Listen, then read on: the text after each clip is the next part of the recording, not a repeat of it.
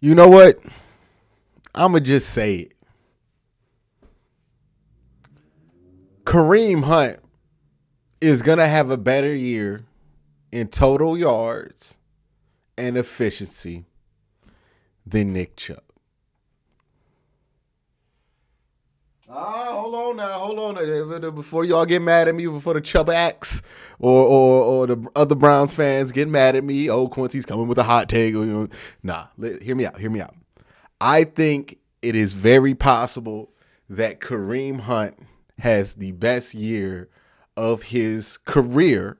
Remember, he led the league in rushing yards this year. I think it's very possible that this is going to be the most utilized Kareem Hunt has ever been. And I think that the way that this team is structured, while Nick Chubb will have a good year, while Nick Chubb will benefit most definitely, Kareem Hunt fits this offense, fits the skill set that they need from a running back like a glove. Now, he's not going to start over Nick Chubb. I'm not saying anything crazy like that. But what I am saying is that Kareem Hunt's versatility on second and third down, that's going to put him over the top, right? That's where he's going to have more total yards. Nick Chubb's still going to have more rushing yards. Nick Chubb might end up having 1,200 yards, maybe 300 yards receiving, 1,500 yards total.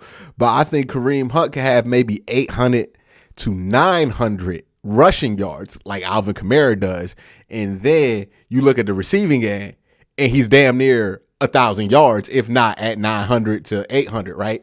You add that together, there's more total yards. Well, it's not more total yards, but it's around that.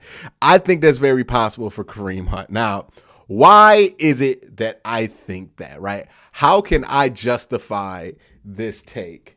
Well, there's a couple of reasons I could justify it. Now, we're going to go down here. But there's a couple ways I could justify this. This is a crazy episode of this show today. Y'all don't know what's going on. All right. But there's a couple ways I could justify this, right?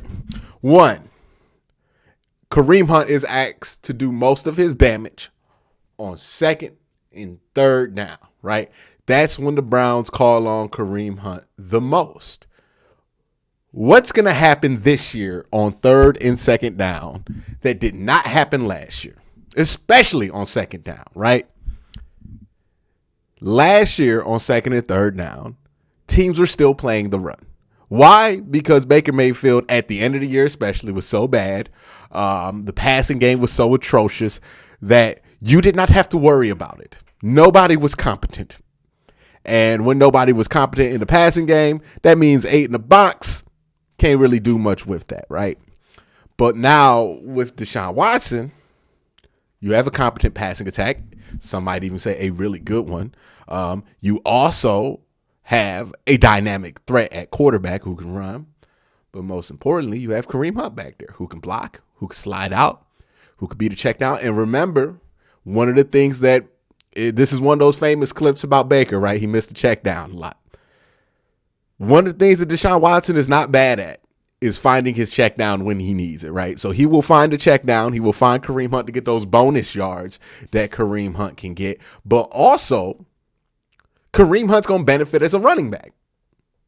Yeah, we know he's going to benefit as a receiver. Every receiver on this team is going to benefit in some way or form from an upgrade at the quarterback position. That's just how this thing works out. But for Kareem Hunt, the upgrade is, again, on second and third down, there's not going to be 8 men in the box. Browns are probably going to be able to get away with some spread sets, right? So we're talking a running back, a quarterback, maybe 6 on the line.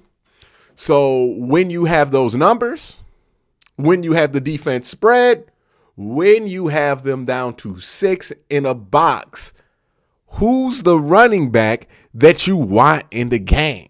Now, some of you, because y'all know that Nick Chubb is really good, might instinctually say Nick Chubb. And I'm not doubting that Nick Chubb is good. But Nick Chubb is good at different areas, right? I have broken this down before. For those of you who have not heard it, here is the difference between Nick Chubb and a guy like Kareem Hunt. There are differences in these running backs, right? Nick Chubb and Derrick Henry are very similar, where both of those running backs damn near require that they can get the edge and get downhill. Once those two get downhill, Nick Chubb and Derrick Henry, once they get downhill, they're unstoppable. They get to their burst point, they're unstoppable, but they gotta get downhill, and it takes them just a little bit of time to get downhill. Kareem Hunt, on the other hand, is like a cannonball getting shot out of a rocket. Like, he goes one direction and boom, here come Kareem Hunt, right? And that's why you don't see Kareem Hunt getting tackled for loss as much as you see Nick Chubb getting tackled for loss, because Kareem Hunt just runs straight. He's like Josh Cribbs, right? Josh Cribbs had that similar thing on kickoffs where he just got the ball and ran straight. You know what I mean? And that's Kareem Hunt's strength. So again, I know when you look at these two physically, you think, oh, Nick Chubb's who you want in there if you need a yard. Nick Chubb's the guy that you want in goal line situations. Or Nick Chubb's the guy that you go up the middle with. But that cannot be further from the truth. You avoid going up the middle with Nick Chubb at all costs. Directly, you don't do it, right? When the Browns run up the middle with Nick Chubb, it's usually a trap, a backside, a back cut. Like, it's never a straight up the middle kind of thing. Because again, Nick Chubb takes a little while to get going. You can't run dives with the dude who needs 5 steps to get going. So you got to get that dude on the edge. So Nick Chubb's not as useful or not going to benefit as much. He's going to be really good because he's Nick Chubb, but he's not going to benefit as much. But you know who is Mr. Kareem Hunt. Because again, downhill, one cut, downhill. That's all Kareem Hunt does. And when that box is 8 and he goes downhill, he's usually powerful enough to get 4 yards. When that box is 6, he's going to break off 15-yard gashes, 10-yard gashes, 20-yard gashes, 35-yard gashes. I don't know what his touchdown numbers are going to be, but the Browns are going to be able to utilize him very deadly in the red zone because, again, they're going to spread things out, and Kareem Hunt is dominating in that red zone. Remember the Pittsburgh game in the playoffs where he just forced his way into the red zone? Like, Nick Chubb has done some wild stuff, but I've never seen somebody run up the middle with the veracity that I've seen Kareem Hunt has. And I don't think people respect that ability enough. And oddly enough, and I'm not trying to pit these two together, they're both excellent running backs, but I think people kind of like forget that Kareem Hunt has other strengths to his run game that make him very different from Nick Chubb. And I think they mix those strengths up because they just assume that Nick Chubb's like the fullback type, right? Because he's so big, but it's not the case. If you need a guy to get a yard, Kareem Hunt's the dude you get in. I bet if you surveyed linebackers and you surveyed defensive backs, safeties, and even defensive ends, who do they not like to tackle the most on the Browns? I bet Kareem Hunt's number 1. I bet Nick Chubb's not number 1 on that list, just because if you get to Nick Chubb before he gets downhill, you can get him down with relative ease. Not easy, but relative ease. If you get to Kareem Hunt, no matter where he's at in that run, you're going to get hurt, dog. Like, that's just the case with Kareem Hunt. And I don't think people respect that enough. He is such a dominating and tiring runner of the football that it wears people out. And that starts to open up Nick Chubb, because once those dudes are tired of tackling Kareem Hunt, then they got to deal with Nick Chubb, who, by the way, now that you're tired, he's getting to his 5th step and he's getting downhill. Good luck. Right? That's how that combination works. Kareem Hunt beats him down. Nick Chubb just finishes the fight, right? Like that if this were a tag team, right? Think of it like the Hardy Boys, right? When you watch the Hardy Boys, it's usually Matt Hardy that does all the work during the match. He gets beat up, he gets slammed, he takes all the bumps, he does everything during the match. And then at his lowest moment, he tags Jeff Hardy when everybody's tired, and then Jeff Hardy comes in, does some drop kicks, jumps off stuff, and does the swanton bomb and takes that thing home, right? That's what the Nick Chubb and Kareem Hunt are. Kareem Hunt is the one who gets them body blows into the defensive line, into them linebackers, into them safeties, right? Maybe it's 5 yards, maybe it's 2 yards, but you getting a blow every time. He's hitting you in your chest. I just realized how this sounds to people who are not aware of the context of this video.